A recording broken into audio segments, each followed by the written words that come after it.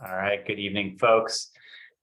This is the meeting of the Marin Municipal Water District Board, a special meeting on water supply assessment for September 27th. And we'll call the meeting to order and do a roll call on attendance. Good evening. Director Bragman. Here. Director Gibson. Here. Director Kohler. Here. And Vice President Schmidt. Here. Okay. A motion to adopt the agenda. Move approval. Second. Fantastic. Are there any public comments on the agenda? There are none. Okay, can we do a roll call vote? Director Bragman. Aye. Director Gibson. Aye. Director Kohler. Aye. And Vice President Schmidt. Aye. Are there any comments from the public on items that are not on the agenda? Vice President Schmidt, we have, because it's a special board meeting and we have Right. so much on the agenda, we actually don't have general public comment.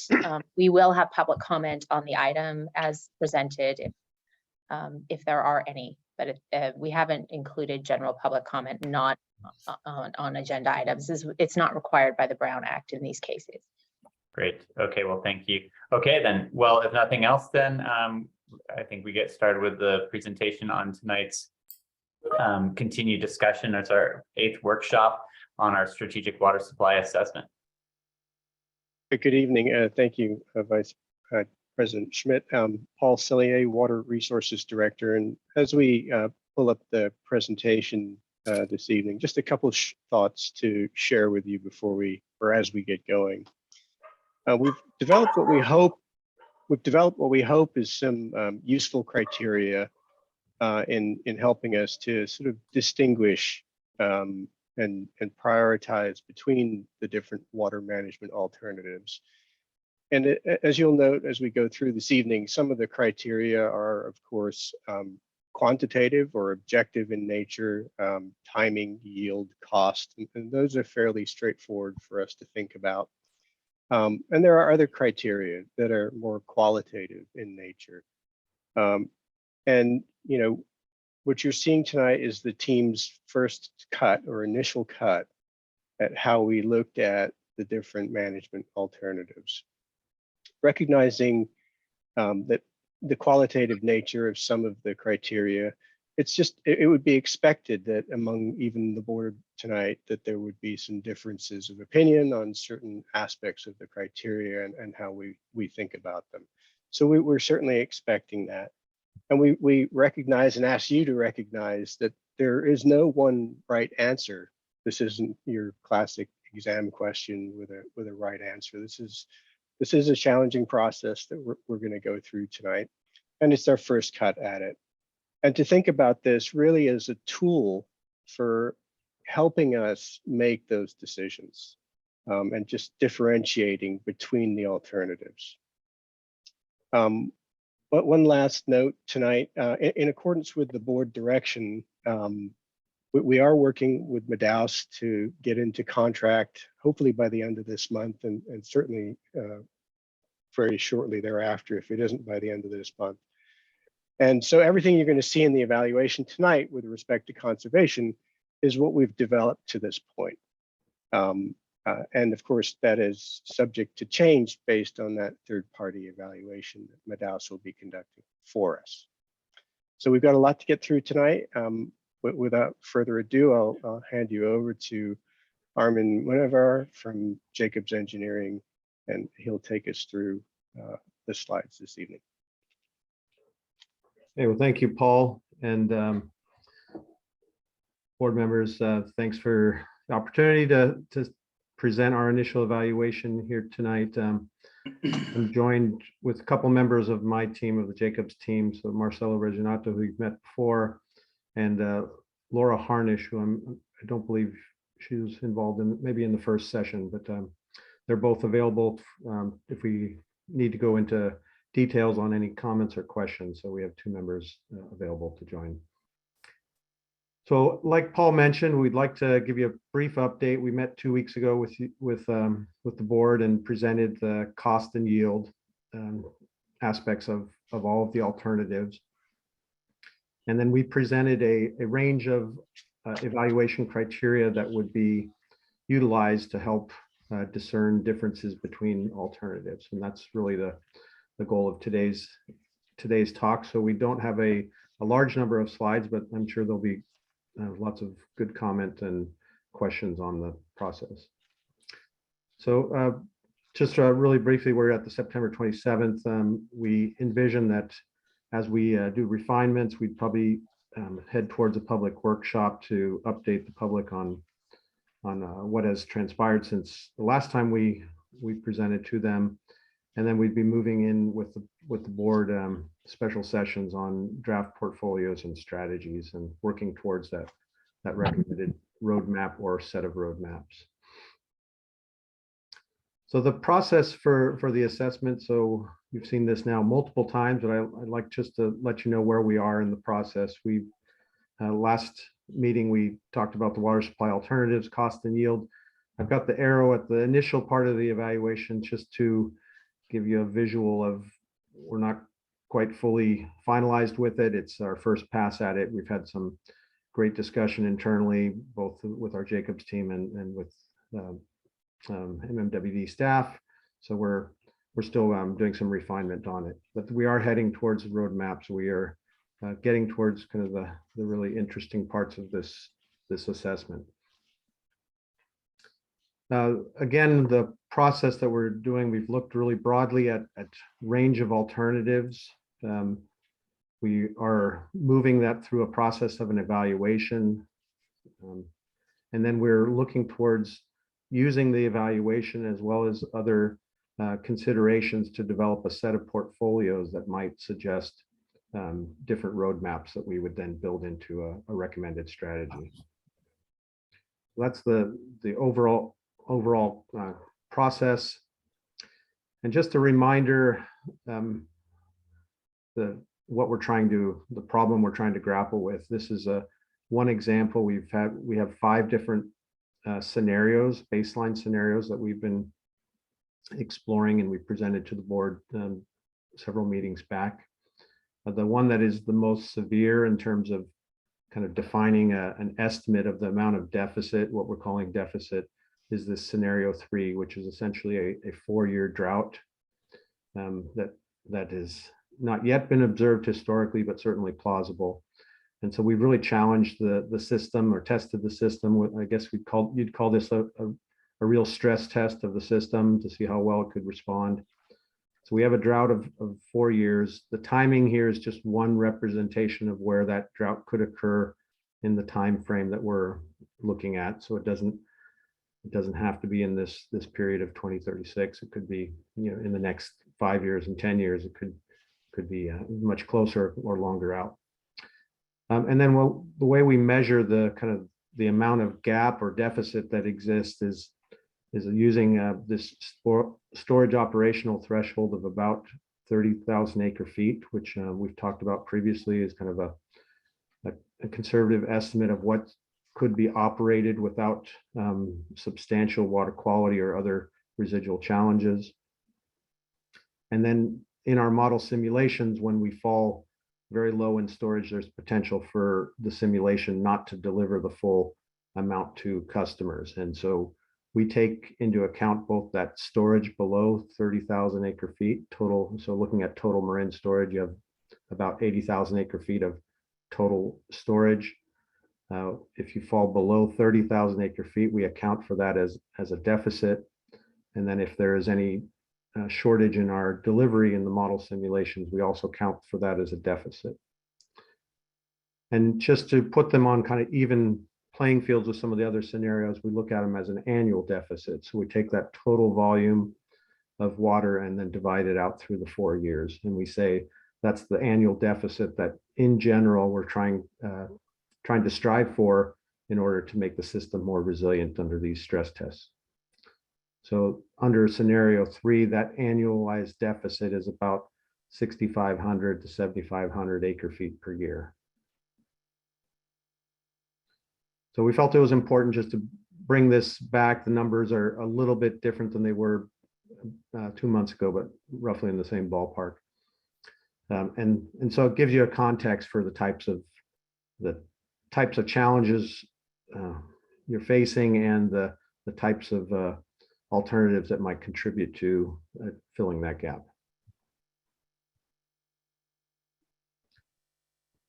Okay, so our alternatives process, and really the goals of the process is initially, I think Paul set it up really well. It's really to help discern differences between the alternatives. So we're not using this alternatives process to select.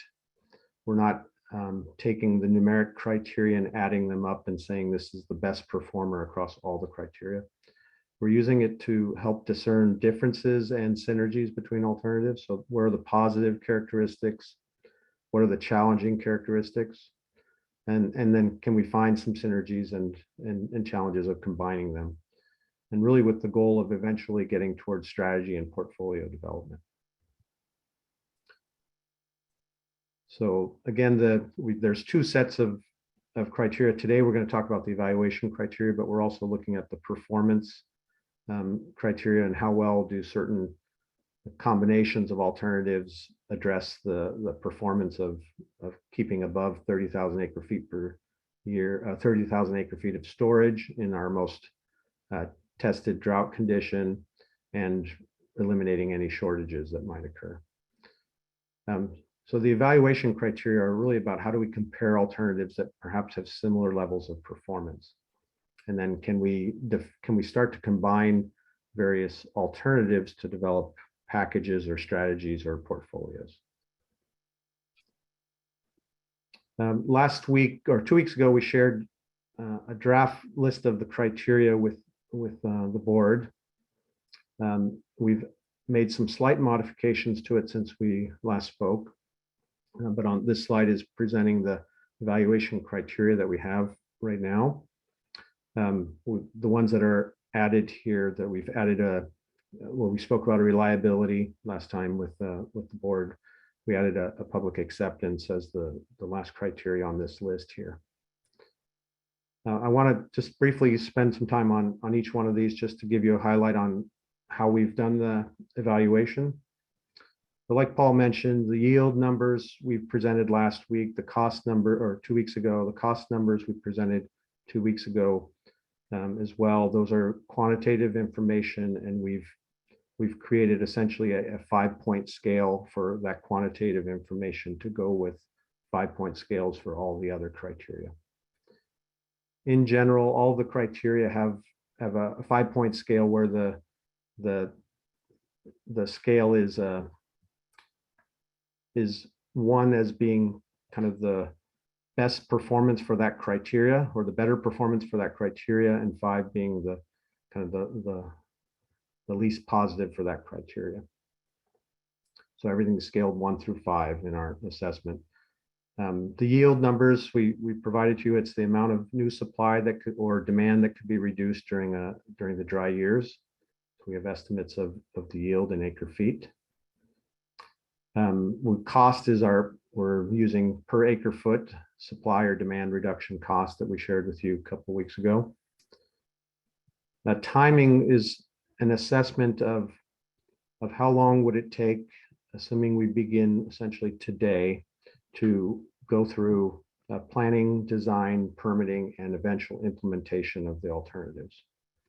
So it's the number of years in which it would take before a project could start producing the benefits that we've characterized. Reliability is a qualitative assessment of how reliable might the supply be or the yield of a demand reduction be in the years in which it's most needed. So not an average reliability, but reliability during the dry periods. We did add flexibility as an additional criteria. We felt it was useful, at least, to characterize the projects. So the degree to which an alternative or an option could be operated across a wide range of hydrologic conditions. Could it be turned off for a year? Could it be idled with relatively small environmental impacts, or is it something that has to be permanently operated? Then we have environmental, anticipated positive or negative environmental impacts or the natural environment. Feasibility is largely based on kind of the technical feasibility of an option. We have energy and estimate. This is one where we're still collecting some information on total kilowatt hours for all of the projects. But we have an initial assessment of the energy impacts associated with the projects. Permitting and legal. So Laura Harnish, who's on the call here, has done a fairly extensive look at all the permits that would be required for each one of the alternatives and has broken that out into kind of the most challenging and the not so challenging alternatives, and has scaled that through 1 through 5 ratings as well. Now we have a social category, which is looked at a kind of positive and negative socioeconomic effects to the community or certain communities. Is there a disparate impact?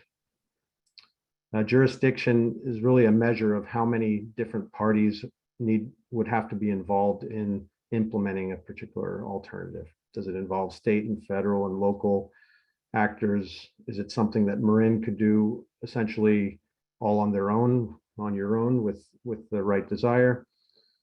So kind of a measure of the jurisdictional complexity of a project. And then finally, a fairly highly qualitative score on anticipated public acceptance. Certainly, we've met as a team across all of the criteria, our Jacobs team. We've kind of tested out some of our assumptions for the ratings.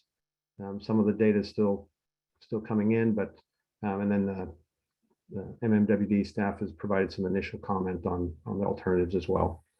So we've incorporated that, and that's what we're going to show today as our kind of our initial evaluation. A question, Armin, if I can. Sure.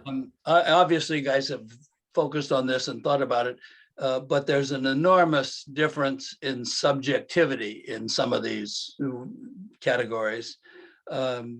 What's your thought? I mean, should they be included in? I mean, there's some that can be pretty precisely measured and others very subjective. Does it make sense to have them all in the same batch? Yeah.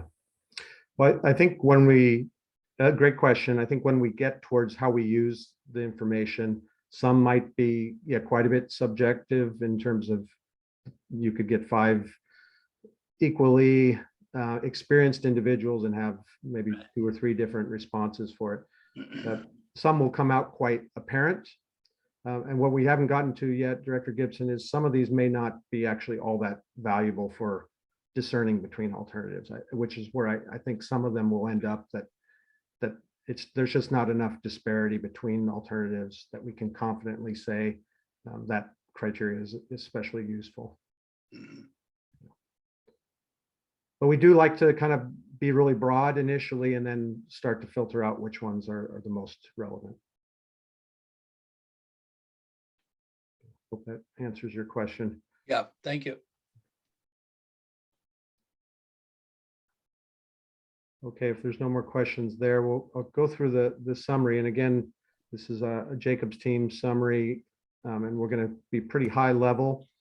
I have a set of notes over here on my other screen that if there's questions, we can try to answer those. But we have all the water management alternatives. We've listed them here. We have 6 different groupings. The Sonoma Marin Partnership. So really looking at the Russian River supply. We've got local surface storage, water purchases through Bay Intertie with conveyance through Bay Interties, desalination, recycled water, and water conservation. And let me. This is the first one, so I'll kind of walk you through. They all have a similar template of how they're displayed. And I know the slides are quite busy, but I felt like it provides a lot of good information on one particular slide here. So these are the alternatives that are being shown here where it says codes SM1 through 4. These are Sonoma Marin Partnerships. I should say Sonoma Marin, sorry. We have a description of the alternative here.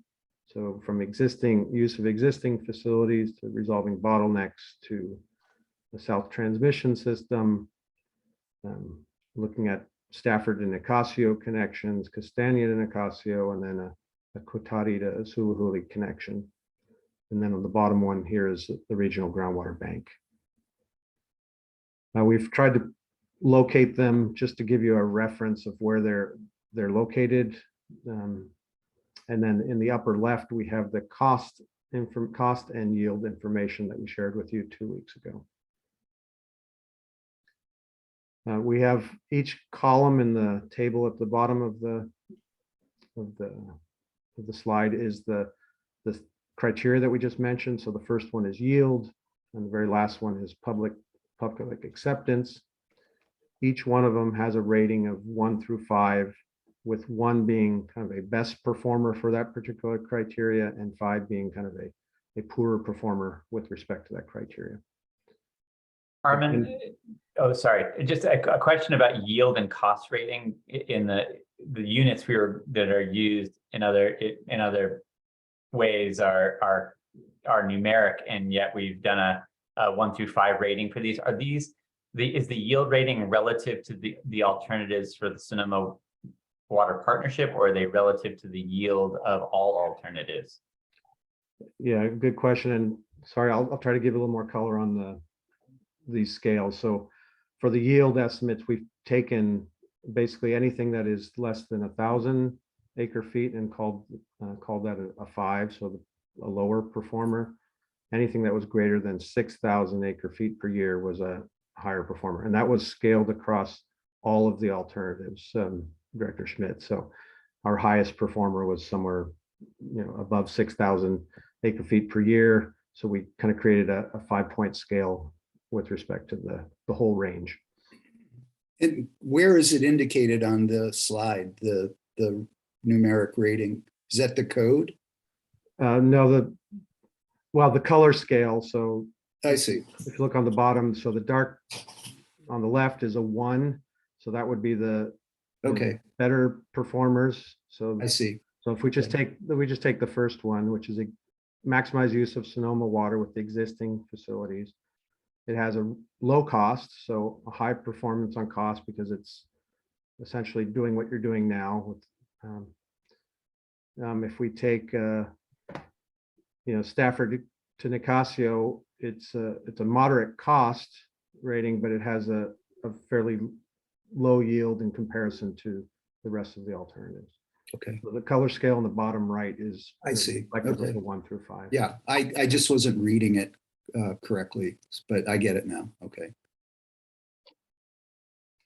Armin, I don't want us to necessarily bog down on all these slides, but I'm just got some curiosity here, like looking at, if you could talk about, I think reliability personally is one of our more important issues. Not to debate which one is of greater importance per se, but like reliability in dry year scenarios, I think is a big part of what we're looking at. Could you look at, like, I'm just looking at the reliability ratings, and I'm curious how like a regional groundwater bank wouldn't be very high rated in a dry year as being reliable in dry years. Just trying to understand how the logic came together on that. Yeah, good question. So we've looked at the hydrology with respect to all of these, and we've done model simulations of all of them as well, and made a qualitative assessment of how reliable might they be in those 4-year droughts. For all of these ones that depend on Sonoma water in general, we find that there's enough excess supply in like year 1, year 2 of those droughts, but we start to lose the supply in year 3 and year 4. So they're measured as kind of modest reliability overall. The ones that involve larger conveyance allow you to take a larger gulp of that water, if you will, when it's available. So they allow you to move more water at the time there's surplus available. And so they have somewhat higher reliability. The regional groundwater bank, I think there's a question on whether that supply, whether the storage will be available and shareable across the region under those hydrologic conditions.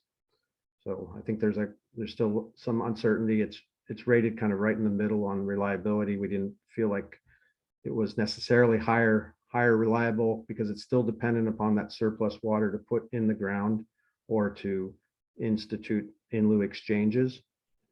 So that was kind of the starting point for our assessment on reliability. Thank you.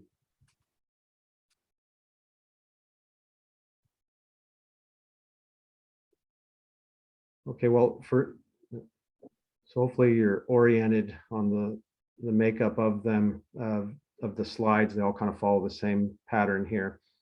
So what we tried to do is just distill some high-level observations from our assessment for each of the categories. So what we found in general is maximizing use of Sonoma water. Supply gets a moderate additional supply at relatively low cost. Particularly the first one, which is operating kind of under today's conditions. It's something you can implement immediately. So the timing rating for that one is, for the first row there, is even the first two rows are quite easily implemented within short time frames. It's highly flexible in that you can take the water or not take the water in particular years. The reliability we just talked about, Director Schmidt, on kind of how reliable might that be in long term. Kind of moving to the next group of options, like where you would still rely on Sonoma water, maximizing the use of Sonoma water, but you'd resolve the bottlenecks in the systems, and those bottlenecks are largely Eli Booster on the Petaluma Aqueduct or Ignacio Pump Station within Marin system. Depending on the time of year and the condition and the demands with Petaluma and North Marin, those bottlenecks might change between those two. Castagna has certainly helped a substantial amount in removing one of those bottlenecks, but there's still two other ones that will limit the amount of take. So resolving those bottlenecks will increase the supply. The cost goes up because there's more infrastructure investment. It's likely increasing the reliability in the drier years. It's flexible again. And because of more of the rehab nature and conveyance improvement nature, it's likely to have lower environmental and permitting impacts. And then the last grouping of options here is the dedicated conveyance to storage. So these options can increase yield at a higher cost. It'll improve the reliability because of what I mentioned, that short duration or shorter duration of winter water or surplus water on the Russian River. They could improve the reliability of that supply. They'll have moderate permitting and jurisdictional complexities because there's larger new conveyance, potentially tens of miles of new conveyance associated with it. The last one I didn't comment on is the Regional Groundwater Bank, which has kind of a moderate yield. We think the cost is relatively low in comparison, and we'll have a challenging jurisdictional component for sure because of the number of parties, the SIGMA and the GSPs that would have to be involved, but it's likely to be not as challenging from an environmental and feasibility standpoint.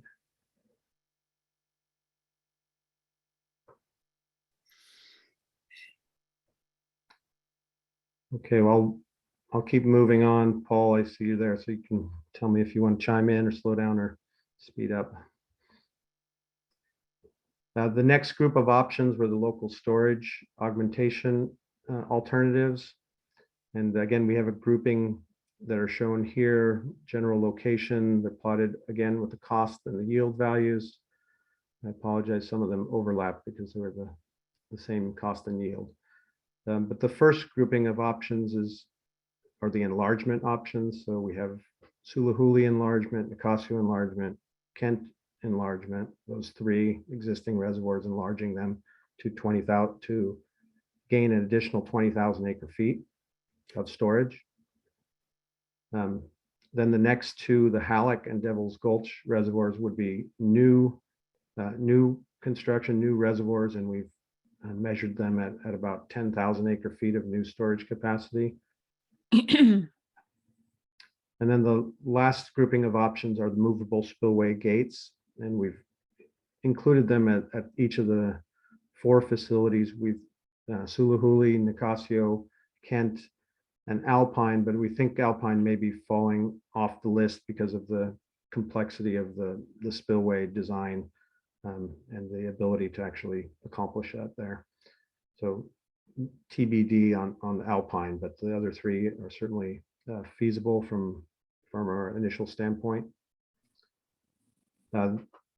The storage augmentation ones will produce new supply, moderate cost. We think they're reliable in most of the years. So our assessment of the hydrology is that you'll be filling virtually every other year. They'll have a potential to be used and gain storage. They'll have kind of a lower energy and carbon footprint once implemented. There'll be certainly large construction impacts, et cetera, but kind of on the operation of it years out. And then has potential for moderate to high environmental and social impacts depending upon the location, the inundation areas, and how the final design of any new facility would actually come to pass. Is the 10,000 acre feet for Halleck and Devil's Gulch cumulative? It's not 10,000 each, I presume. We did look at them as 10,000 each, so kind of like every option was evaluated separately. I see. Okay. Yes. And Armin, just to be clear, you have on the X and the Y axis is you have the cost value and the yield value. I'm assuming that's just cost, which is in dollars per acre feet and yield in acre feet. Yeah. The title has cost of dollars per acre foot and then yield Yeah, just feet per year. Yes. Just want to make sure that was clear. Thank you. Armin, I know that we're going to have public comment at the end, but I also see that we've got some folks here who've expressed a lot of concern about some of the dam raises. And I think, obviously we're at the evaluation stage, not the decision stage, but can you speak maybe a little bit to how you, and of course this is subjective, but to how you came to the public acceptance ratings on some of these things that are obviously any enlargement is going to have impacts to, newly flooded areas, but can you just speak to that a little bit? Yeah. And we did review those letters and comments, so I appreciate those who submitted them. We took a careful read of them. We did try to incorporate kind of the relative impacts in this social criteria. So you'll see for the first 3, the social impacts is potentially larger at Sulahuli, still large, but lesser at Nicasio and smaller at Kent because of the inundation footprints associated with them. So if you looked at the maps from 2 weeks ago, they showed different levels of inundation and different levels of populations and communities that would be impacted. So we did try to pull that out into the social rating. Public acceptance, we tried to take like a broad community view of it. So again, these are open for discussion and challenge. It's not public acceptance is not an engineering criteria, but we did our best to kind of look at the broad community acceptance of it. So how willing would a community be to implement? And then we tried to incorporate the permitting and legal challenges associated with the impacts of various inundation in the communities who might be directly impacted. Thanks, I appreciate that. Armin, on the spillway gate, the bottom 4, what numbers were used for the yield rating for each of them? In other words, what are the actual acre feet per reservoir that we're talking about as far as spillway gate enlargement? Yeah, let me just look at my other screen here. So yeah, they varied for each one, Director Bragman. I can read them off to you real quick here. So for Sulahuli, we took them all at 3 foot 3 foot gates. So Sulahuli would produce 930 acre feet of new storage, which would provide over a 4-year period, 233 acre feet per year. But it could max out at 930 acre feet. right? Yeah, that would be the new increment of storage capacity that would be Okay. generated. Okay, For Nicasio, it was 2,310 acre feet of new storage, which averaged out to 578 acre feet per year, and that's dividing by 4, correct? divided by 4. We Okay. think they could be filled in the years preceding a 4-year drought, and then we would kind of use that water over the next 4 years. For Kent Reservoir, it's 1,330 acre feet of new storage, and then 333 acre feet per year of new supply. Okay, but as far as the size of the gates, you assumed it would be a 3-foot gate for each, correct? Yeah, we did. We are testing out whether the 5-foot is feasible, viable, but we wanted to go with the lower numbers, and we could have combined these 3 into one option as well. We considered that, but we thought at least initially we put them out as independent options. So like Okay. the Suluhuli, Nicasio, and Kent could be combined as one option, in which case their numbers would be, they would be over 1,000 acre feet. So that would move them to like the next bin in our rating criteria if we combine them. And do we have any kind of a cost estimate on them yet?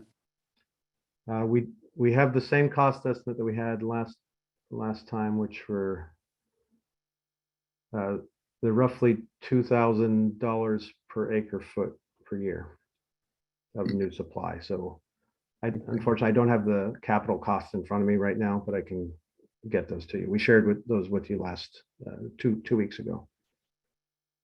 Okay, did we get actual quotes from anybody to do that work? None of the costing that has been done is based on bid. It's based, well, it's all based on similar projects or our internal engineering calculations, cost estimating tools. For the So movable, if we were to get to 5 foot, that would increase it by about 40%, correct? correct. I think it actually is a little larger than that in terms of the storage capacity. So Okay. And then as far as the rest of the rating for those 4 projects or 3 projects now, is the green a good rating? Is that kind of a green light rating? it would be positive for those criteria. So it would be lower cost, relatively more rapidly implemented, reliability looks good, flexibility because it's by design flexible. Yeah, so in general, they were more positive across most of the criteria. Okay, thanks a lot, Armin. Armin, could you speak to the reliability rating on this one? Because I think in the minds of some, again, the reliability rating being relative to dry year, how adding storage is generally, I think, thought of as being vulnerable to dry years, because once we're in a dry year, having more volume isn't helping us. I know obviously part of it is an assumption of starting full and you've got a bigger storage, but maybe you could explain what went into the reliability rating on this. Yeah. Good question. So in Suluhuli, Nicasio, and Kent, in the hydrologic analyses that we found that they're spilling in every other year. And so while you wouldn't necessarily have new supply during the dry years, it's having another 10 or 20,000 acre feet or 5,000 acre feet of new stored water entering into that 4-year drought period.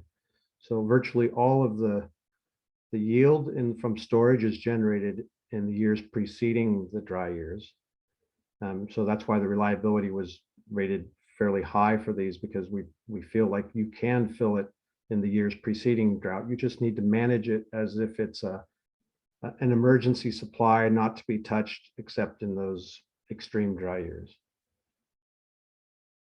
And then as far as the cost, I don't know whether avoided costs are included in that? Because I'm assuming if we have local storage, we would decrease out-of-county purchases. Yeah, we did not do any avoided costs or offsetting costs. It was the cost of capital and O&M associated with the project divided by the yield that could be generated over the 4 years. But presumably there would be avoided costs because we'd have local supply on hand and just wouldn't have to buy as much from out-of-county sources. Yeah, I think what will be really interesting in the next phase of this work is when we start to combine projects or alternatives, and then we will see kind of a reduction in one, a gain in another, or perhaps the use of two alternatives at higher capacity, and that gives us greater reliability. But that part has not been done at this point. Armin, this is hopefully a question that goes for a number of these slides. Is comparing like reliability ratings between, we've only gone through two options now, is that reasonable? Or are they pretty much reliability ratings relative to them to the option at hand? So could you compare local storage or Sonoma Water partnership with local storage augmentation and compare those reliability ratings and say one is a more reliable strategy versus another? Yeah, we developed criteria that were kind of objective in nature, and we applied them to all of the categories and all of the options within categories. So all of them could be comparable. I would just say that they're qualitative, and so I wouldn't put too much focus on like one tier off from our rating or something like that, because I think that's putting precision where it doesn't belong. But yes, they were intended to be objective across all the criteria or all the categories. Okay, that's really helpful. And is there a summary write-up of the logic behind each of these alternatives, so that if somebody wondered, like, what went into the environmental rating of something or whatnot, they could see, hopefully a very short summary, because I can imagine this could turn into something quite long. Yes, yeah, we actually have a little online tool that we've been working with to characterize these. Paul chime in, but my thought is we're at the phase of the project where we would like to really put these down on paper. So describe the alternative, describe the cost, the yield, and describe how the evaluation came to be once we get to a final one. And I think that would be we're at a nice spot where all the alternatives are still on the table. We haven't made any decisions. It's good to document all of this. And then as we move to the next phase, it's now about, okay, combining, selecting, using a little bit more judgment and strategy on how we put it together. So at this point, we have kind of internal products, but not a full written evaluation yet. But what the plan is to ultimately is to write it up, and perhaps sometime soon, but at some point people could have a chance to read the greater details behind the colors. Yeah, that I think we're at the right spot to do kind of a check-in documentation. Great. Paul, do you want to add to that? Yeah, I think Vice President Schmidt is asking for the criteria key or legend that you had earlier, and we have additional information that goes with that would show you, for example, on yield, what the green, the dark green means it's over 6,000 acre feet per year. The light green means it's between that and 4,000. It would give you that granularity among. Is that what you're asking for, President? I think yield and cost are actually fairly straightforward. It's more things like a feasibility rating or an environmental rating that would just say, this was rated this way because of these subjective but still relevant factors, and it just allows folks to understand what was considered and what was not.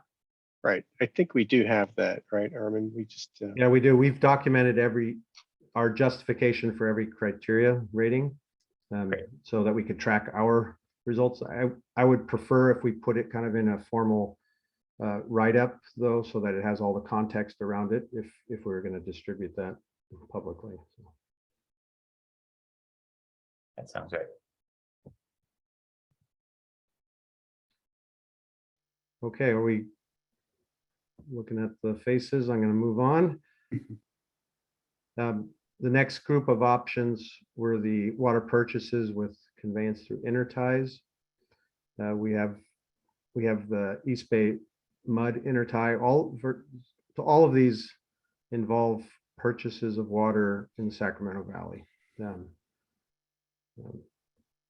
Purchases of water in the Sacramento and Central Valley, movement of water generally across the Delta, put into East Bay mud or Contra Costa's system, conveyed and treated, and then moved through pipelines into Marin, either over the San Rafael Bridge or connecting the North Bay Aqueduct, extending the North Bay Aqueduct from Napa into Marin, or crossing the Golden Gate with the PUC intertie.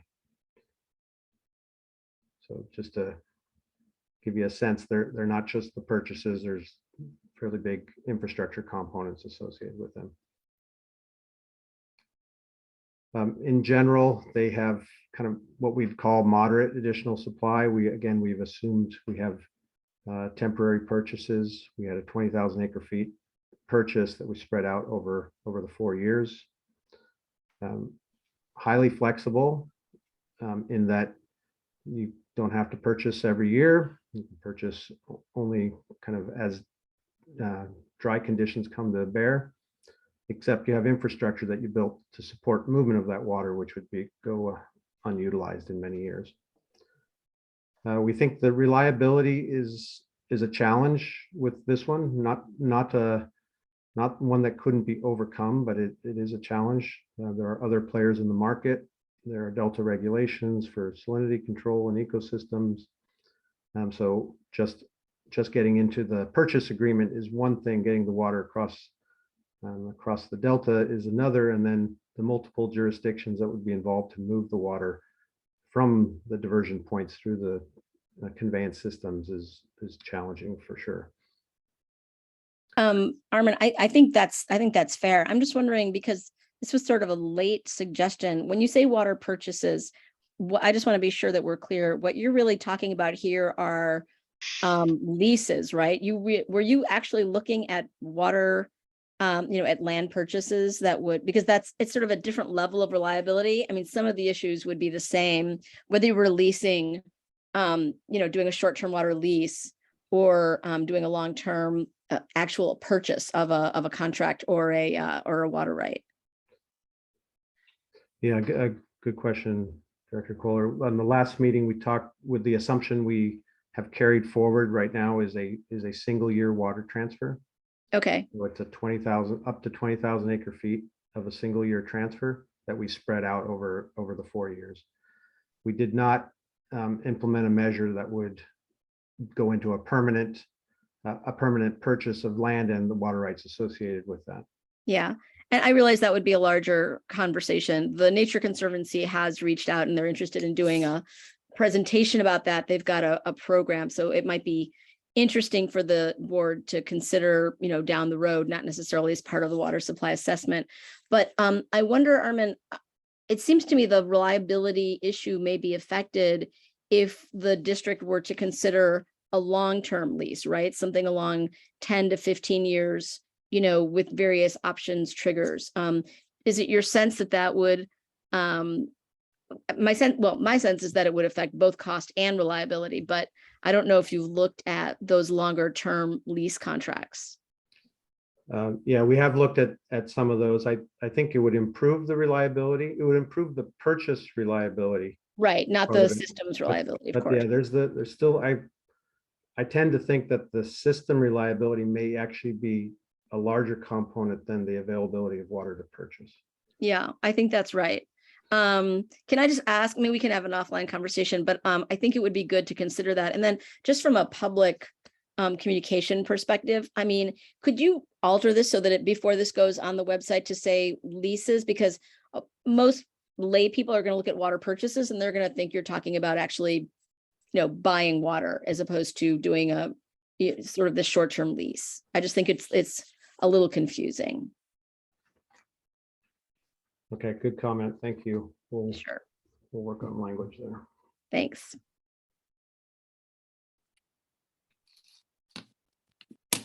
Let's see, the other comments I wanted to make on these ones, on most of these or all of them are dependent upon third-party conveyance, which is you obviously know it's a challenge. East Bay Mud has certain principles of use of their conveyance, which are challenging. We've rated the jurisdiction slightly less good for East Bay Mud as opposed to Contra Costa and the others. But they all involve a third-party conveyance and treatment component. And then there's the significant conveyance costs that are associated with these, which would be burdened regardless of whether you take the water or not, the capital cost at least.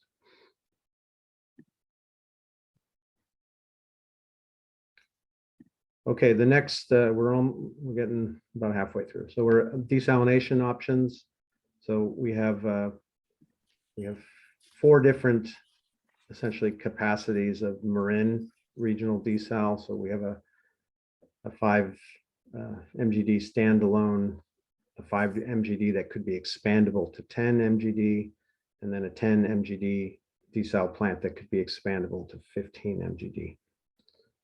Those are the first group of options. Then we have a containerized facility, which is essentially about a 5 MGD. I think it's 5.4 MGD. Containerized facility, which would occupy the same footprint as the Marin Regional at 5 MGD. And we have the Bay Area Regional Desalination Facility, which would be up near Antioch diversion. It's much more of a brackish diversion than it is an ocean desalination facility. And then finally, we have the Petaluma desal, which is a brackish groundwater facility. So these are kind of your location ranges. They have differences in cost. There are economies of scale of going to the 15 MGD. As you go smaller, the economies are reduced. And then we have Petaluma desal is this one here. So it has a relatively lower cost than the others because of both of the amount of conveyance that's involved. There's not necessarily an intake, not a river intake or an ocean intake. There's a groundwater wells that would be essentially serve as the intake, but there is a discharge complication associated with that, and really a conceptual project in nature at this point. So it's still a lot of unknowns about that project. So the desal alternatives will all produce kind of a higher new supply at a relatively higher cost, very reliable in terms of the supply being available, lower on the flexibility scale, in that they can be turned off for periods of time, but it's not something that is commonly done, and startup is not so easy as one might expect. We think they would have high energy use. Well, they certainly will have higher energy use. Likely environmental impacts and permitting complexities will be quite high. And then the requires a vote by customers. So we tried to include all of that within the ratings that we provided. The Petaluma one I pulled out separately just because it's quite different. It's not quite the same amount of supply, and that supply might even get reduced as further study occurs, but it's a lower cost option compared to the others. Can be implemented likely much more quickly. The impacts we think would be smaller, but the question on that reliability is not yet known. So until further geotechnical studies and hydrogeologic studies are performed, we won't know too much more about that one until until we do some further work. And then Armin, sorry. My time up? No, yeah, sorry about that. I'll turn it off. As far as the cost per acre foot, that is based on capital cost, And operating. Capital and operating, yeah. capital and operating for Marin Water. So that's assuming no partners. Correct, yes. For the Bay Area one, we assumed it was a larger program and Marin would essentially buy in at a 5 MGD and pay only for that 5 MGD component. So that one was a shared one with the other parties.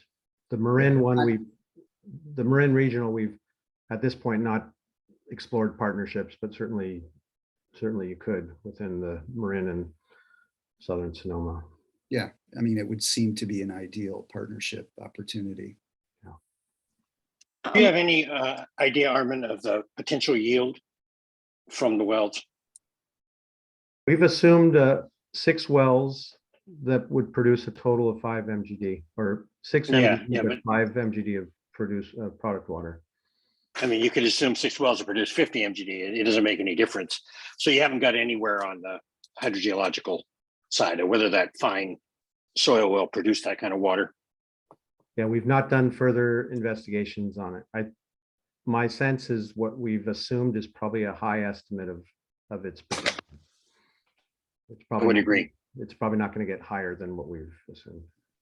No. Can you talk a little bit about how you came to the public acceptance rating? I mean, it was a little while ago, but it was certainly one of the most controversial things I've seen when we considered desal in the past. We don't have, it seems to me that the Marin desal option would be in a different situation than some of the other variations, given that it's the only option where the public has spoken quite clearly to require a vote. We don't have that. That's not a restriction or a condition of any of the other alternatives. It doesn't really seem to be really reflected here, or maybe I'm just not fully appreciating how you came to those ratings.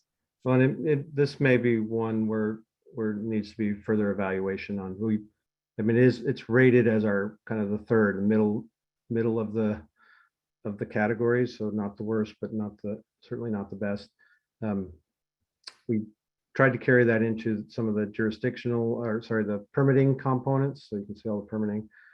Yeah, but the permitting issue, that's not about public acceptance. I mean, we've literally had, the better part of 100 people in the, here, having fairly strong opinions about that, unlike really any of the other options. I mean, even just considering earlier this year, there was a proposal at one point earlier this year to, do away with the public vote, and it elicited a very strong response on the part of the public. We can certainly look into adjusting these as we do our second pass through, Director Kohler. Yeah. I mean, I'm just saying I appreciate that it's subjective. On the other hand, I think something should really reflect that it is in a very different posture than any of the other alternatives in the sense that the public voted, fairly, I think by a fairly strong margin, that there needed to be a vote before we could proceed. And I think it's hard for me to imagine anything more uncertain than that. So I guess that doesn't really affect your reliability rating. But that seems like a fairly, I mean, I just heard you speaking about the intertie and how, East Bay Mud, they're an unreliable partner. I mean, this would seem to be a very strong parallel, but it's rated, as a much high, it seems to be rated very differently. So it's just surprising because, I think there are challenges with East Bay Mud, but if I was to put them together straight up, there's a much stronger negative public sentiment, it seems to me, about desal than what we would need to deal with East Bay Mud on the intertie. Yeah, good comment. I'll check back in with our team and see how we've justified this and talk. Okay, that'd be great. Yeah.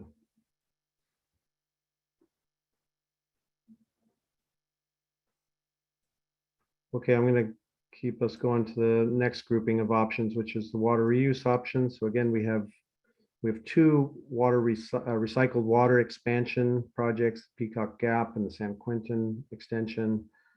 Then we have the regional IPR, or indirect potable reuse project, which is a large scale. It's almost 7 MGD of capacity, connecting 3 wastewater treatment plants with advanced treatment and moving water to Kent Lake. So it's a long conveyance pumping up and over the hill to Kent.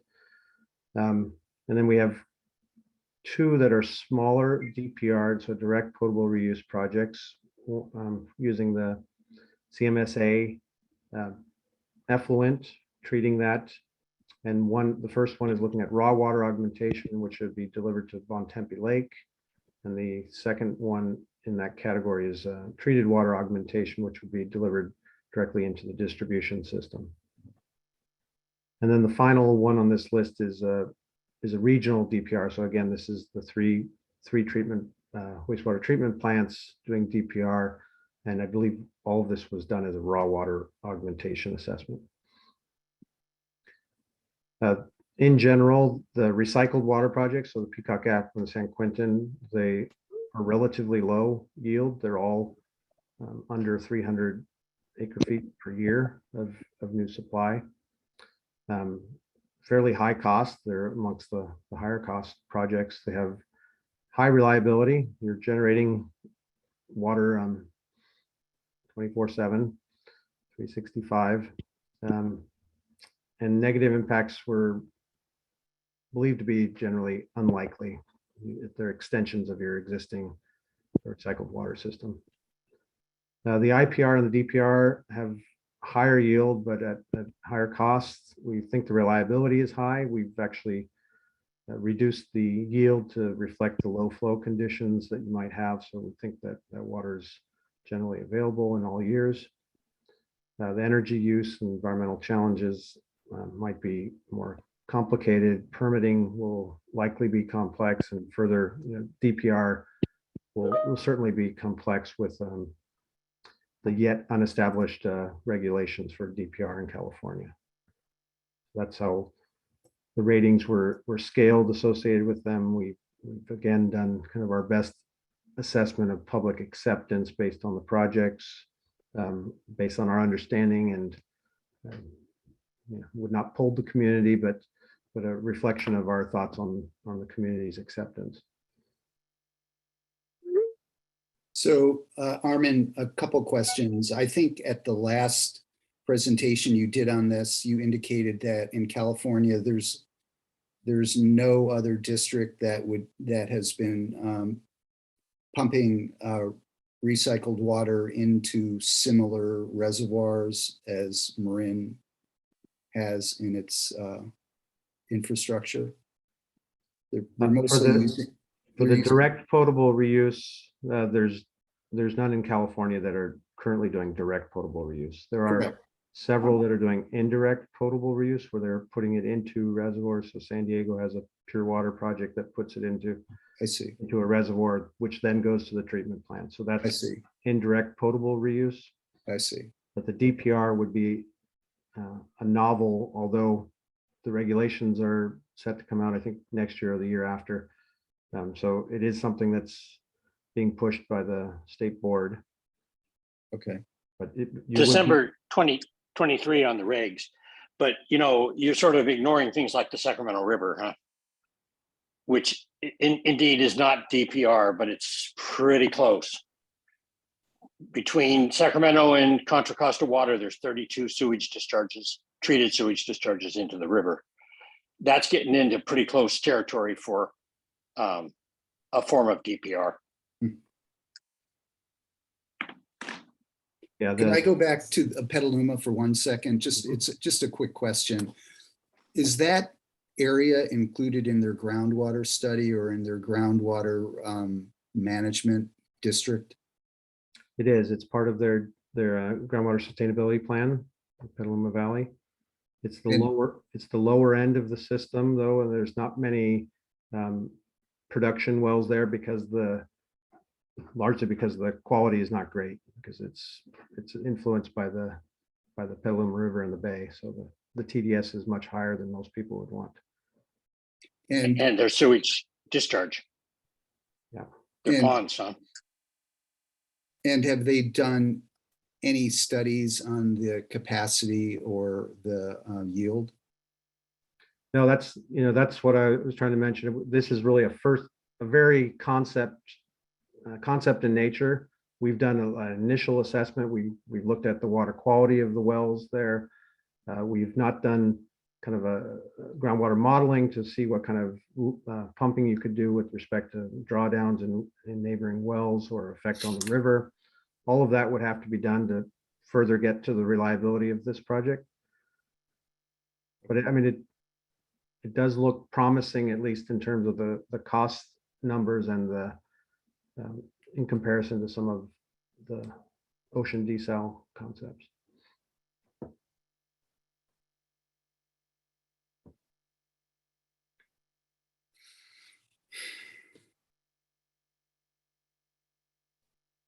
Okay, the last category, just keeping us moving. We again, like Paul mentioned, we're looking at the 2 conservation options that were presented by staff to the board maybe last month, I think it was, or earlier this month. So kind of the water conservation program, which is an expansion of kind of the current work.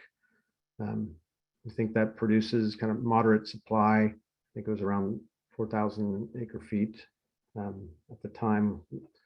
It could be implemented quite early. It's highly flexible, likely to have positive environmental, energy, and permitting benefits. And from a jurisdictional standpoint, it's something that Marin and the community will have to implement, but it doesn't involve state and federal permitting or fish and wildlife. So it's a relatively, from a jurisdiction standpoint, relatively straight process. The larger program, which was called the regulatory driven program, will produce a higher yield, but at a higher cost. It may be less reliable, and this one probably could be debated, but less reliable as you get into higher levels of conservation, that you're basing the yield numbers based on who's going to implement those criteria and regulations and then take the incentives. And then finally, there could be public acceptance challenges as you go deeper and deeper into the conservation.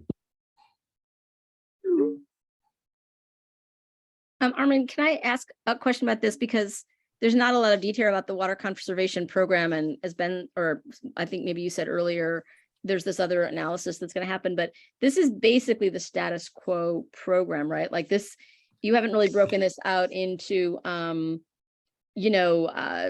doing, some higher level of, voluntary turf change out programs or gray water programs or, conservation, or cisterns. I mean, you've sort of lumped them all. I don't mean that in a negative way, but you put them all together. So this is on-site reuse and water use efficiency.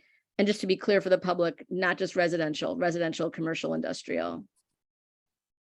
Yeah, that's correct. It's all lumped together into that program, and there were assumptions in terms of adoption rates and how much could actually be done each year with AMI and the meters. So Paul, maybe you can, if you want to chime in. Just a quick comment. I think it's actually more than we've ever done previously in our conservation program in terms of turf replacements and things like that. So I don't want to feel like it's a status quo. This is definitely more than we've done, leading up to the drought emergency where we really expanded the program efforts. Yeah, I think that's fair, Paul. I just meant it's not, this is the current program. It's not building on that. And this is for the long term, right? Long term, yeah. Okay, thanks.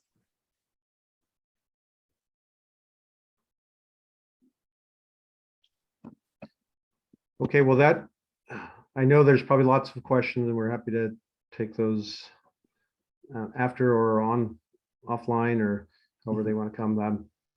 We want to talk a little bit about how we're moving forward with these. We've done a first pass on the evaluation. We'll be doing a second refined pass on the evaluation, which may move things slightly but I don't anticipate there's going to be major changes from what I've seen. There may be a couple of criteria will shift.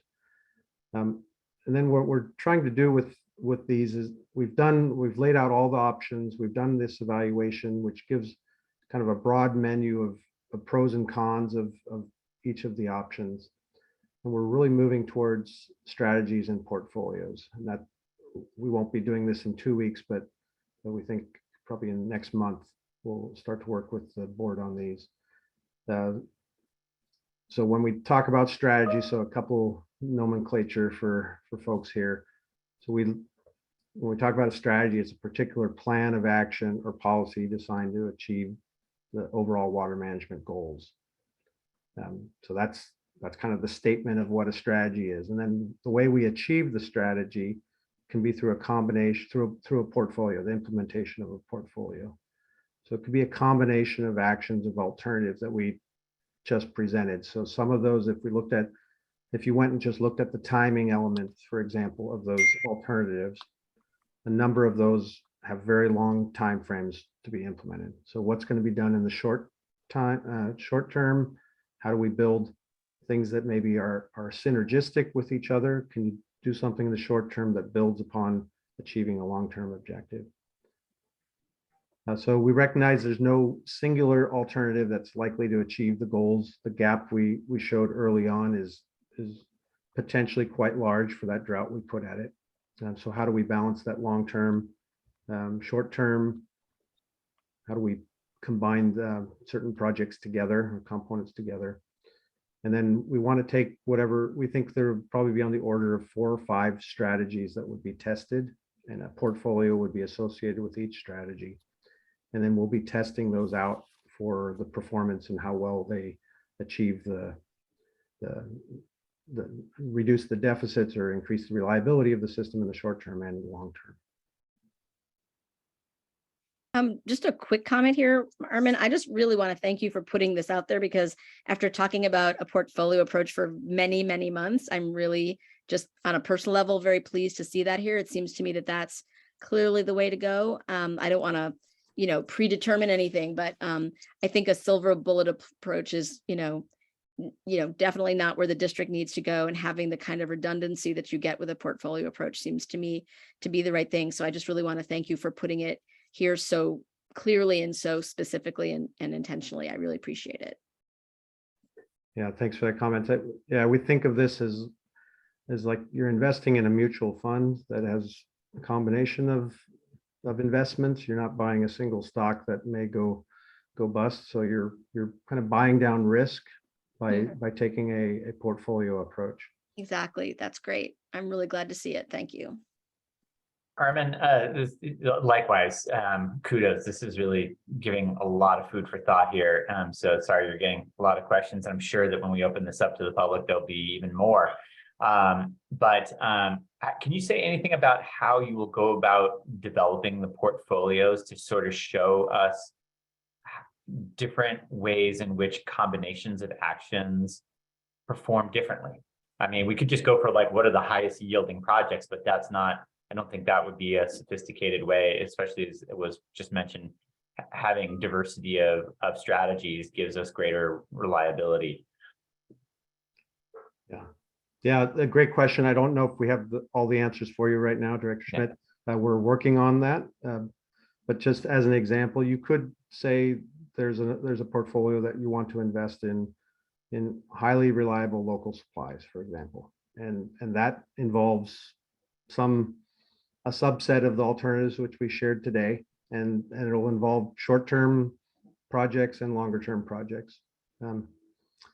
You could be looking ones on different types of impacts, potentially the certainty of implementation, or they could be oriented towards perhaps building off of what you already have, kind of your moving your infrastructure in the same direction. We've been talking about it just briefly with the team, so we're not ready to share anything. So we would like to come back at our next conversation and give it a little bit, show the thought that's gone into it, and maybe share some proposed portfolio strategies and portfolios. Armin, does it make sense at any point, just in the name of efficiency, to call out some of those that I think are probably obvious to all of us are not really gonna make it to the end, and if we carry them on the list, it just becomes a distraction and consumes time. Yeah, what we try not to do is call them out, but maybe there's a strategy there from the strategies that we developed, Director Gibson, they may not be included in any of the strategies. So that we're not calling it out, but we're just saying the preferred recommended strategies to evaluate don't include certain alternatives. Mhm. That's how we would approach that. And Yeah. you know, we're at the part where we've kind of done the science part of it, the engineering science part of it, and now it's a little bit about art and how we shape policy as well. So Mhm. your input will be extremely valuable as we move forward.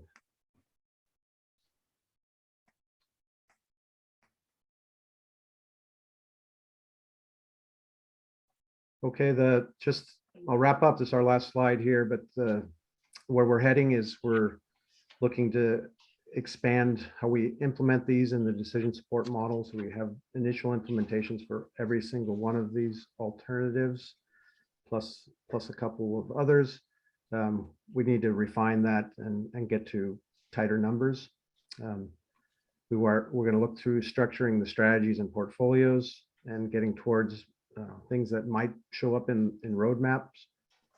We want to evaluate the performance of those portfolios against all the 5 different scenarios of drought or risk to the system that we spoke to you about 2 or 3 months ago. Mhm. We want to do a little bit more work on the financial impact of each of the alternatives and as they get combined into portfolios. So we do have some assessments of the annual budgetary impact from cost and capital and O&M costs. We boiled that down into a cost per year. And then kind of moving forward, we're looking for, dates have not yet been determined, but a public workshop would likely be the next event or discussion on this. And then we'd come back to the board through one of these special sessions to talk about portfolios and strategies. So we're getting there, and we're kind of showing you all how the sausage is made all along the way. So Armin, thank you for your patience. Armin, just one sort of extraneous question. The board has talked about redirecting Phoenix Lake up to Bontempi, and that is not included in the cards that have been played. And I'm just wondering whether Jacobs has looked at that. Yeah, we have done some very initial looks at that, Director Bragman. I don't have the numbers on the top of my head, but we could include them in. We haven't done kind of the full costing and engineering side of it, but we have done initial model simulations of it and produced a value of estimated yield of conducting that project. So if we could very likely include it in. We haven't done the other part of the engineering work for it yet. Okay, I mean, I would be interested in just seeing what you've got. There was sort of some enthusiasm for moving forward with it. I know there's some challenges, but I for one would like to see your work product so far, even incomplete as it may be. So if I could just add, I think, and Marcelo's on, so he can correct me, but I think the yield from Phoenix was around 160 acre feet.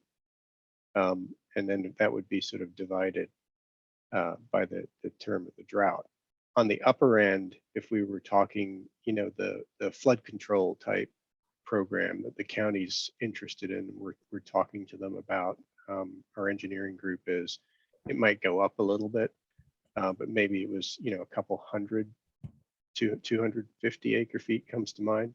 I don't know if you remember, Marcelo. That's correct, Paul. That's in the order of magnitude is that. Yeah, and then those numbers would be annual or divided by 4. I don't And, recall. you know, that's the annual average. So that's the annual Right. that we would get. Okay. So It might be worth playing that card, or at least putting it on the table. So Yeah. yeah, no, I think the whole color coding analysis is very helpful, and Yeah. just want to add my thanks to what everybody else has said, because it's been a long road, and we're kind of getting to the end, maybe, or getting to an intersection one way or the other. So I appreciate you bringing us here. We can see the end, but we're not there yet. That can often be misleading. And it's not a mirage yet. That happens too. Any other board comment? Okay, Terry, can we have the public comment, please?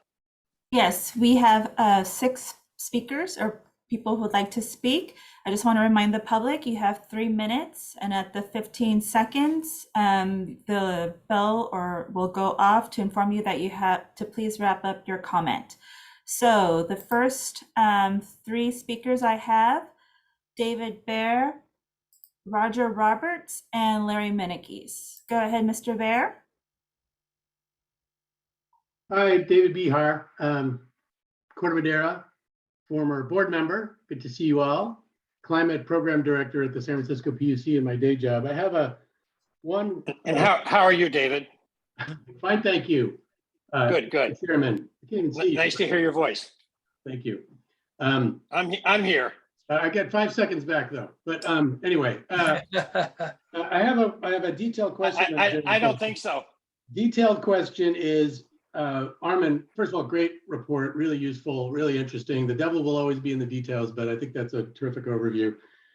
You talked about the kind of prior year storage or flow issues related to the enlargement of the reservoirs, which is obviously really important. Didn't come up in regards to the Sonoma County option. So I'm wondering what the assumptions were about antecedent flows and peak flows that would be shaved, as well as what the contractual agreements would be with Sonoma for sharing water in the ground to develop the yield number in the Sonoma example, which seemed a little bit on the low side to me. But my other question, more general and possibly should be answered by a better review of the materials. 4-year drought seems kind of low to me.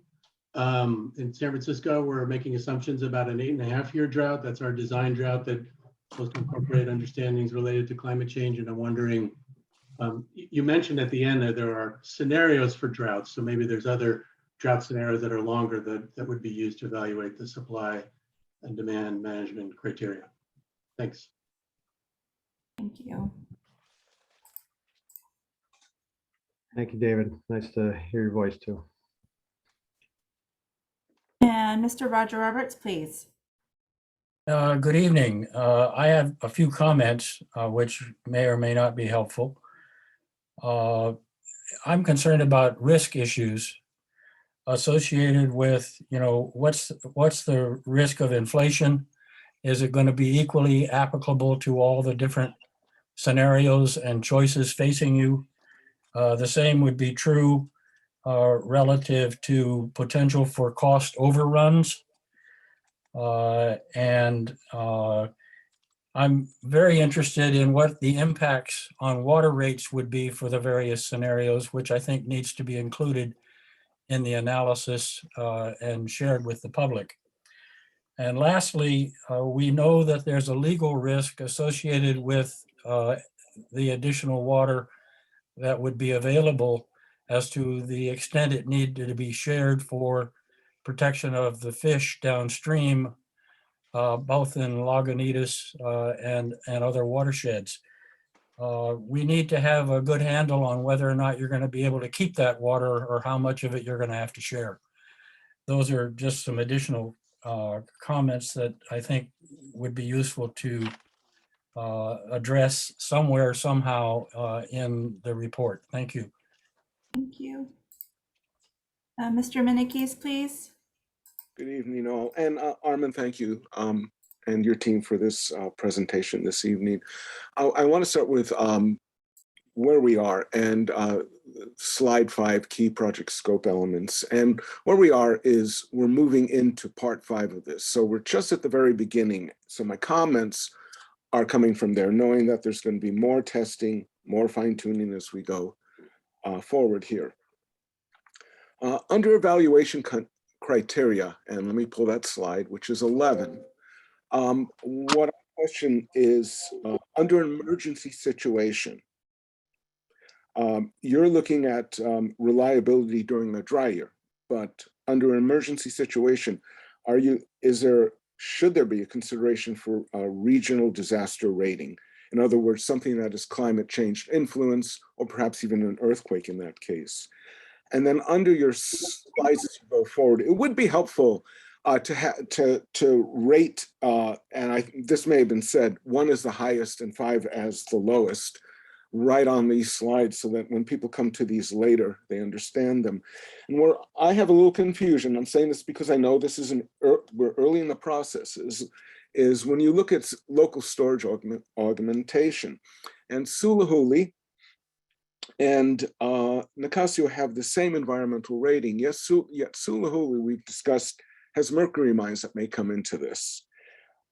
I would also question the public acceptance rating that is the same as Nicasio. I think we've already heard that it would likely have a lower public acceptance rating than Nicasio would, speaking of Sulahuli. And the energy rating is rated the same, yet there has to be pumping from Sulahuli to Nicasio, but not from Nicasio forward. So I would question that as well. Then under public acceptance, does the rating build in water bill increases? In other words, are you saying in that public acceptance, okay, because what I'm seeing here is kind of a disconnect where with several of these, for example, desalination, let's go there, slide 17, cost rating is the lowest, yet public acceptance is right in the middle. And then if we go back to 16, where I should have gone actually first, WP2 through WP5 has the lowest cost rating, yet the public acceptance rating is 2. I'm actually looking at the slide, so I don't know what my time is. Okay, this goes the same with desal. Public acceptance is 3, yet the cost is 5. And with that, I want to thank you. And I'll stick to the program here. Thank you so much. Thank you, Mr. Menikis. The next 3 speakers are Ed Jameson, Tom Boss, and Phil Sauter. Mr. Jameson, please. Yes, can you hear me? Yes. Yeah, this was another really excellent presentation tonight. Raising existing reservoirs and Sonoma water was shown tonight to have a top reliability rating, but they're drought sensitive, so I don't understand this ranking. As for the East Bay mud intertie, I'd say killing most of Marin's landscaping would not have public acceptance. Desal is our only significant drought-resistant potential source of water, and I have 3 questions about it. First, 2 weeks ago, it was indicated that parallel trains could take desal offline for 2 to 7 days without damaging filters. Does that mean that ongoing desal production can operate at only 15 to 30% of capacity? We need clarity on this critical assumption. And roughly, what is the cost per MGD to take some desal capacity offline for an extended period, preserve the filters, and then bring it back into production? All of this info is critical for the board and us users to know. And lastly, the roughly $250 million cost estimate for a 5 MGD plant on Pelican Way continues to be out of line with a 20% larger plant being built in Antioch for $110 million and a 5 MGD plant in Doheny estimated at $120 million, including the high costs of slant well intakes and full salinity ocean water. And excluding a 30% contingency pad, last fall a plant on Pelican Way was estimated at about $125 million, right in line with Antioch and Doheny. If a pretreatment plant for us is required, how much additional cost is that? And what are any other factors that make a plant on Pelican Way more than twice the cost of Antioch and Doheny? These desal cost estimates just do not look reasonable. Thanks. Thank you. Mr. Tom Boss, please. Yeah, good afternoon, directors. I've got water on my brain tonight. And I was just curious, a couple things. You're probably familiar with Orange County that has a very innovative wastewater recycling plant, and then they put the water, it's combined with the groundwater replenishment. And then that water eventually ends up back in the system. I assume that's not really practical in Marin County, but I'm guessing it would work in Sonoma County, maybe even Napa. And I'm just curious if that's something you guys are looking at, potentially subsidizing that type of solution might result in more water capacity to come down to Marin. And then also, I was just curious, I heard the mention of a potential, and I know it's, probably, I don't know if it's realistic, but potential dams at Devil's Gulch and Halleck. And both of those, I assume Devil's Gulch is, I believe, federal land. And would you have to have, would it be eminent domain, or how would you go about purchasing that land to produce reservoirs on those properties? I was just curious. Thank you. Thank you. Mr. Phil Sauter, please. Yeah, thank you. It was a very helpful presentation. I really appreciate the thinking that went into this. One question regarding scenario 3, it shows a 30,000 acre foot storage operational limit. And one question is, could this be lowered? If we can look at treating bay water and brackish water, could we not also look at a higher level of treatment that could get us down to 20,000 acre feet at the bottom of our reservoirs before we hit an operational limit?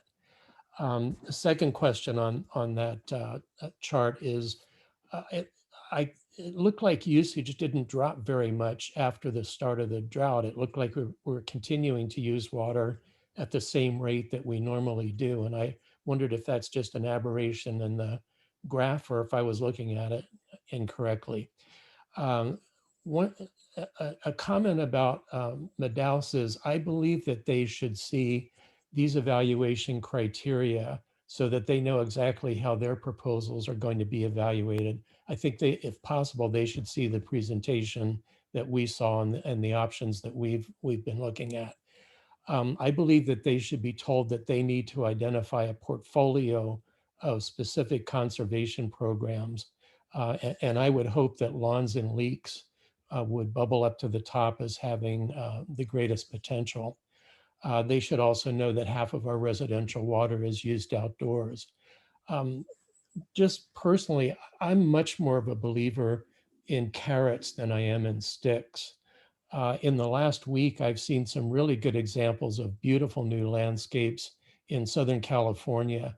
And even the Mormons in Utah are now concluding that green lawns may not be more godly than desert landscapes. I think we have a real opportunity to convince our Marin customers that a different non-water using landscape can be just as beautiful as can be, as any lawn that they have, and that would cause envy among their neighbors. And lastly, just a personal belief, I think we want to avoid regulatory options, and this should be stated to the public.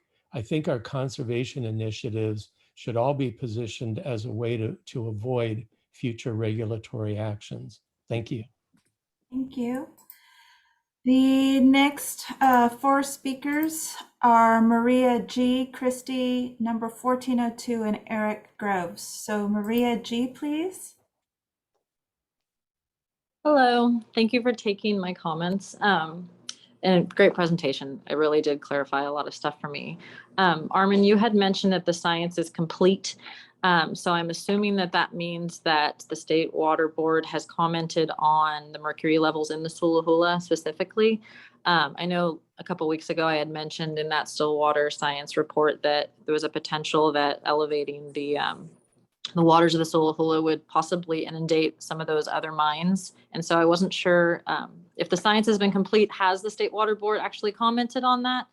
And is that something that we would be able to be provided from you, in that, maybe that formal report of findings that for public distribution? I'm hoping that that would be in there. You kind of tongue in cheek said, you were showing us how the sausage is made, and most all of us in that area make sausage. And we all know that if you put tainted meat in the batch, it's going to ruin everything. So the mercury levels are kind of what my concern is at this time. So just wondering if you had comment on that. Thank you very much. Thank you. Can I just make a quick response to that? So when, from a standpoint of science being complete, I just want to be clear that we're still doing another pass at the evaluation.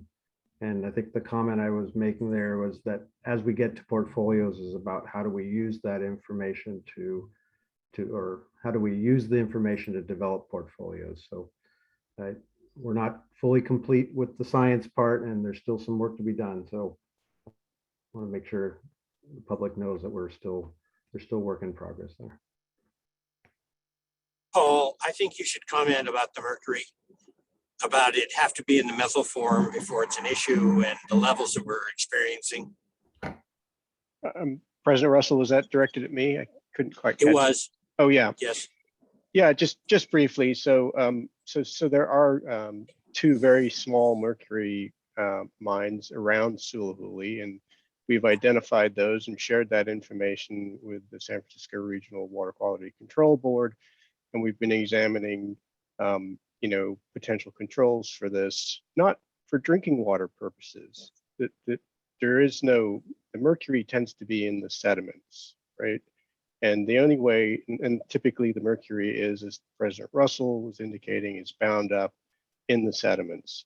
And it's only under and in that form, it's inert, essentially. It's only able to be uptaken into the biota if there's no oxygen down low in the reservoir. So it requires very special conditions to occur, and they do and can occur in Sulahuli.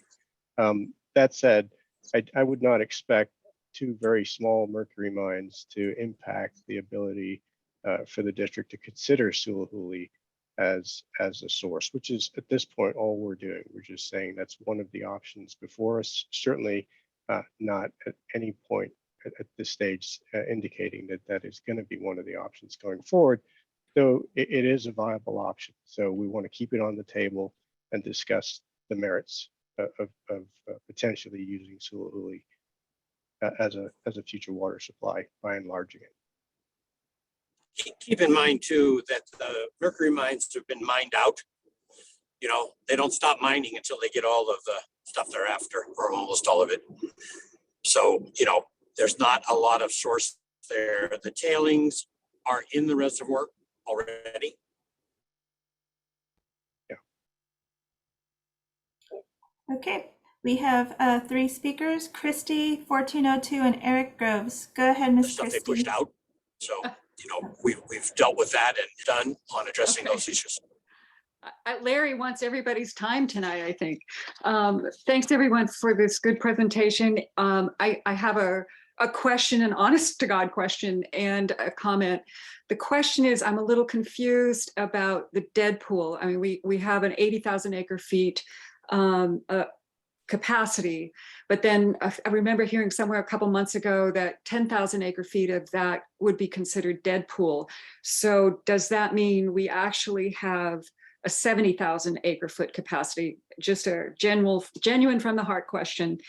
And then the comment is, as Director Bragman knows, the voters spoke in 2010 about the desal issue. And what I am getting the feeling is that the public acceptance for both desal and water reuse has changed quite a bit, especially since so many of the years between 2010 and now have been in drought.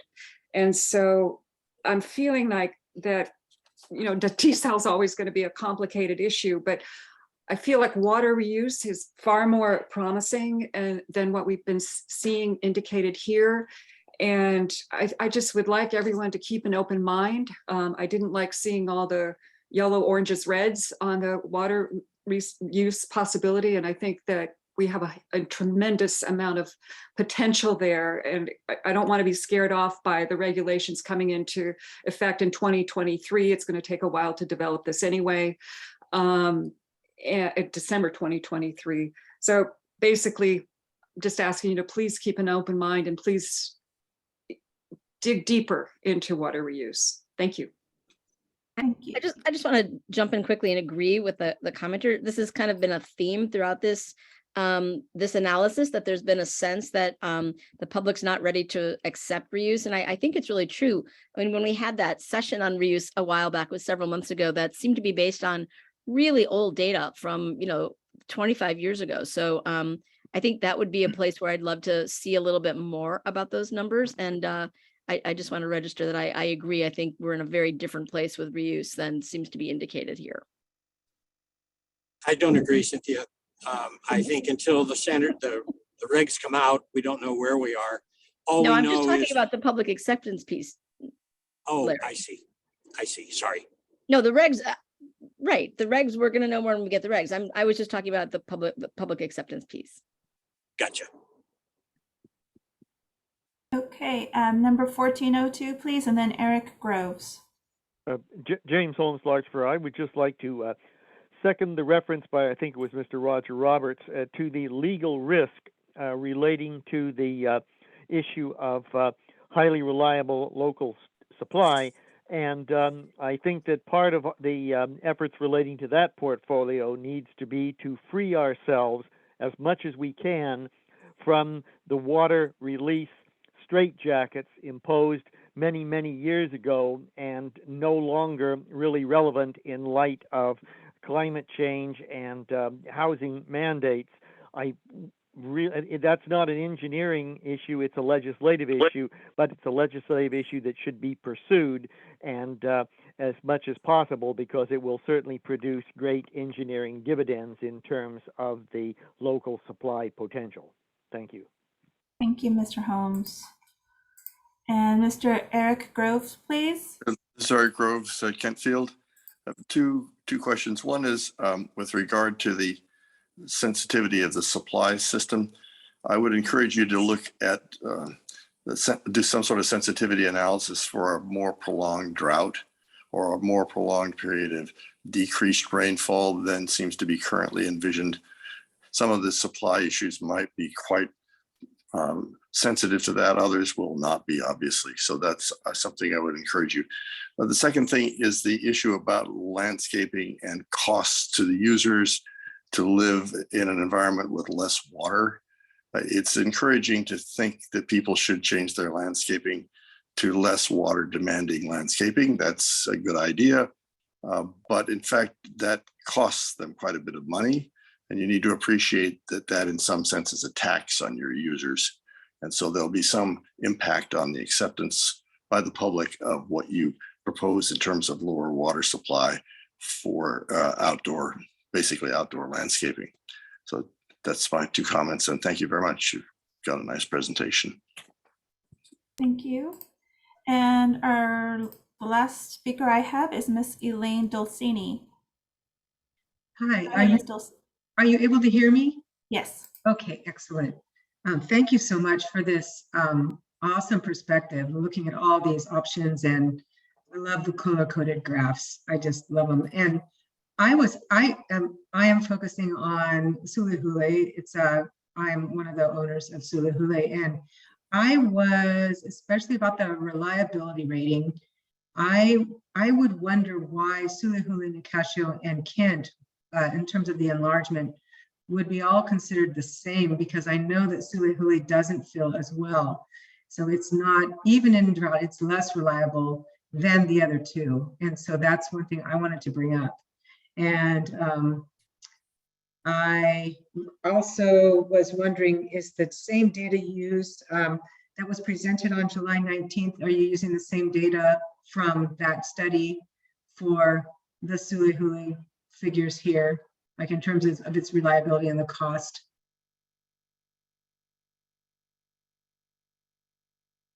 Thanks, Ms. Dulcini. That was my question. I might have. Sorry, I think a quick answer to that last point. If you were you done with your questions? Maybe just a quick answer to that last point is the cost numbers were presented 2 weeks ago on September 13th. And those are the same numbers that are being used in this current assessment. I think they were updated from the July presentation. Okay, I have no further speakers. And it seems to me we should at least address some of the questions that were asked. The differences about a brackish water plant like Antioch, for instance.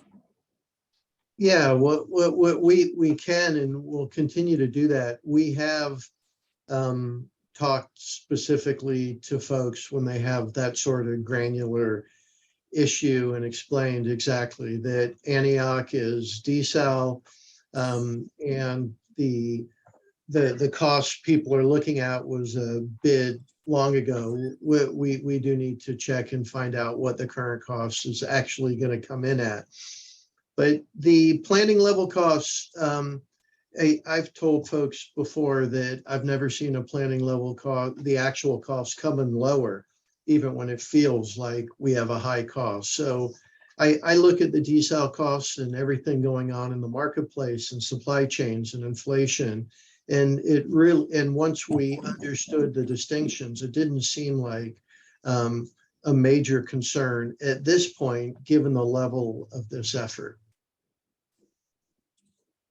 And I think it's important also to note that we're talking about importing water into these reservoirs as well. So it isn't just runoff. We know that Sulahuli is a slow filling reservoir. We know that. So the idea would be to use the storage for purchased water, or that kind of a concept. Use the volume, not so much the runoff. And I think we're underestimating the difficulty of increasing our water take from Lagunitas.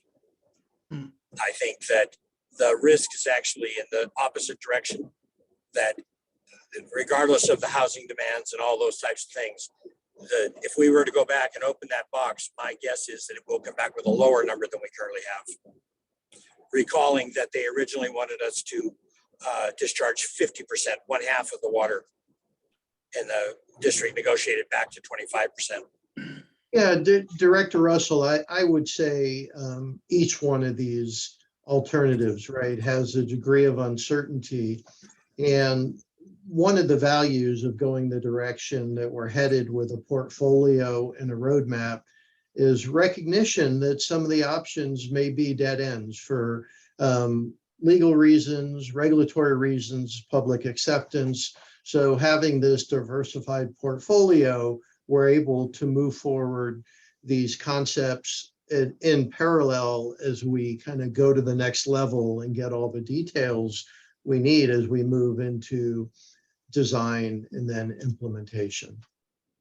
Yeah, I agree completely. It's also important, I think, to recognize that our friends at Jacobs and the staff are doing the best job of using their best engineering judgment, but it all comes down to judgment. And, you know, there aren't going to be firm answers here like A, B, C. It's not going to be so simple as that. It's going to be, you know, it takes a combination of these. Some may do better than others, some may do worse. There's a lot of engineering judgment that's going to have to be applied here to make things work out. Several of the folks who spoke asked questions about the drought, about the climate scenarios. I don't know, Armin, I know we've talked about these in past meetings, but do you think maybe you could just speak briefly to the climate change scenarios that were incorporated into our analysis? Yeah, sure. And if I could remember the date we presented it to the board, that might be a good one to send back to the commenter. But we have we've looked back at the historical records. We've looked at the climate projections for the region, and we've looked at downscaled information, and we've even looked at some paleo information associated with the hydrology of the region. And from all that information, we've extracted out very short, severe drought scenarios, and then we have a longer drought scenario. I believe it's scenario 4, if the number is correct, is a longer drought scenario derived from the climate projections. So we have a range of droughts from 2 to 4 years to one that's nearly a decade long. But the one that is the most challenging for this particular system appears to be kind of these short, severe droughts, because the system tends to respond with a wet year recovery, tends to fill and spill pretty quickly. So it's really these 2 to 4 year droughts that are the most challenging for this particular system. That would not be true if you were on a larger reservoir system, say in like the Central Valley or the Colorado, it's decades. But for your system, it's a short duration, multi-year, but not decadal long droughts that are the most challenging. But we do have 5 scenarios that explore the different range of droughts. And then we also have one that is looking at kind of wildfire impacts on operations within the watershed. I just add, Armin, that's June 14th, if anyone would like to go to marinwater.org. There's a link to the strategic water supply assessment. All of the presentations that we've given to date are on there. But the drought scenarios was June 14th. Well, we also plan in doing some analysis we haven't yet done, which is bringing the costs into kind of a revenue increase need for the organization. So we'll be able to show that as well, understandably a point of interest to the board, certainly in the public. Exactly, Ben. I think it's also important to indicate that Jacobs is not rubbing their tummy to get to the 4-year drought. It's a seasoned engineering judgment based on data. And it's not just grabbed out of the air. They obviously could be wrong, but it's their best judgment. It's really a good point, because what we, when you think of a 4-year drought, or we heard that PUC has an 8-year drought, it's not just the duration, it's the intensity. And through the work and the modeling that Jacobs did, they found that this very intense 4-year drought is the drought where we have the most significant impacts. We did look at longer durations, but this was the one that rose up and identified the largest deficit, and that's why we're using it. The other thing to point out, which is your comment is right on, Ben. The other thing to point out is that we're not dependent on snowpack. I would be very nervous if I were San Francisco as well, based on the current snowpack and the dependency.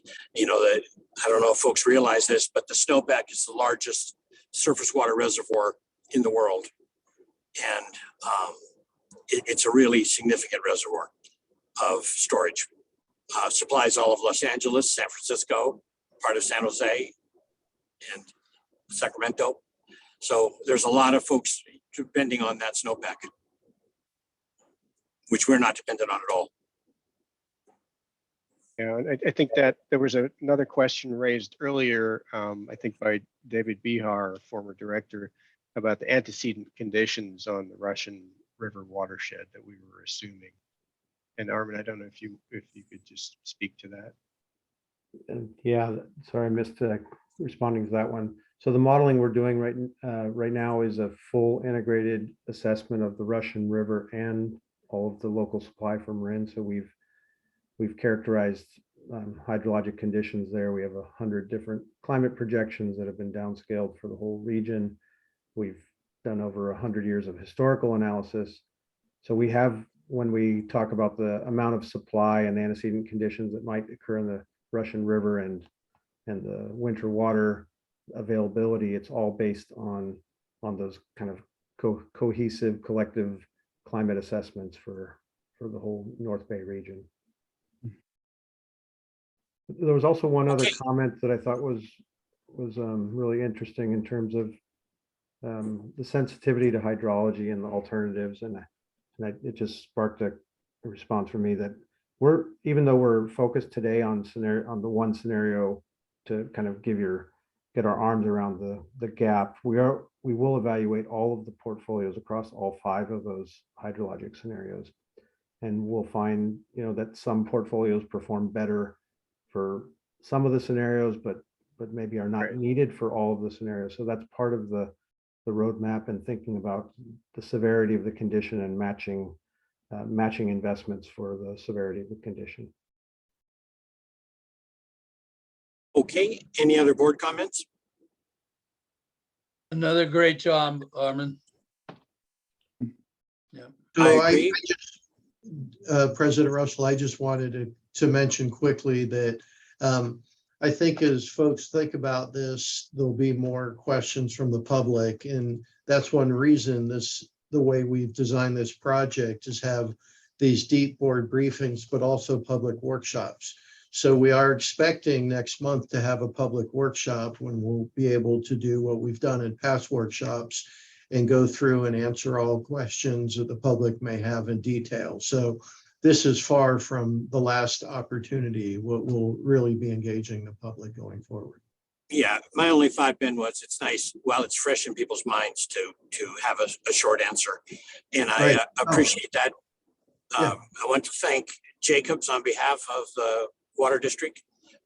An excellent presentation. I want to thank the public for committing their time to help us in making the right decision.